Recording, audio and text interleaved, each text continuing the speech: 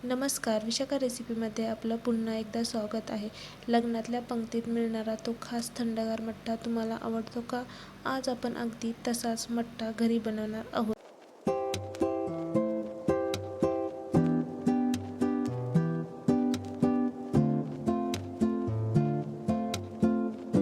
त्यासाठी लागणारे साहित्य: 1 वाटी दही, जिरे, कोथिंबीर आणि 1 हिरवी मिरची, 2 लसणाच्या पाकळ्या आणि अद्रकचे तुकडे घेतलेले आहेत. सर्वप्रथम जिरे हे हलकेसे भाजून घ्यायचे आहेत. जिरे भाजून झाल्यानंतर हे आपण एका खलबत्त्यामध्ये वाटून घ्यायचे आहेत. इथे तुम्ही मिक्सरच्या भांड्यामध्ये हे वाटून घेऊ शकता.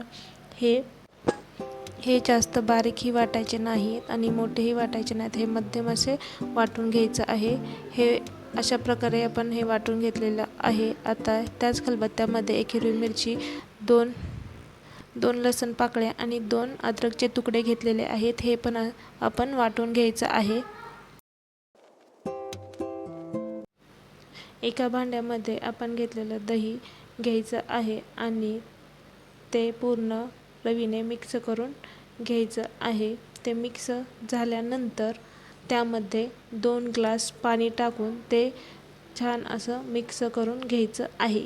व्हिडिओ कुठल्याही क्षणी आवडला असेल तर व्हिडिओला लाईक नक्की करा आणि कमेंटमध्ये नक्की सांगा की तुम्हाला लग्नातल्या पंक्तीतलं मठ्ठा आवडतो की नाही.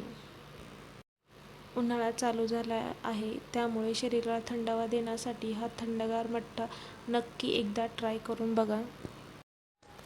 आता यामध्ये आपण वाटून घेतलेली जिरा पावडर आणि वाटलेलं वाटण, 2 चमचे साखर आणि काळं मीठ अर्धा चम्मच आणि आपलं साधं मीठ अर्धा चम्मच टाकायचं आहे.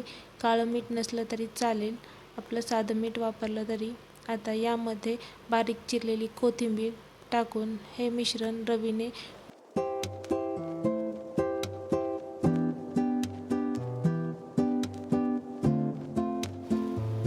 मठ्ठा थंड होण्यासाठी आता यामध्ये आपण बर्फाचे खडे टाकणार आहोत, त्यामुळे मठ्ठा थंडगार होईल. अगदी सोप्या पद्धतीने तयार झाला आहे लग्नातील पंक्तीतील मिळणारा तो खास थंडगार मठ्ठा. तुम्हाला व्हिडिओ आवडला असेल तर नक्की लाईक, शेअर अँड सबस्क्राईब नक्की करा.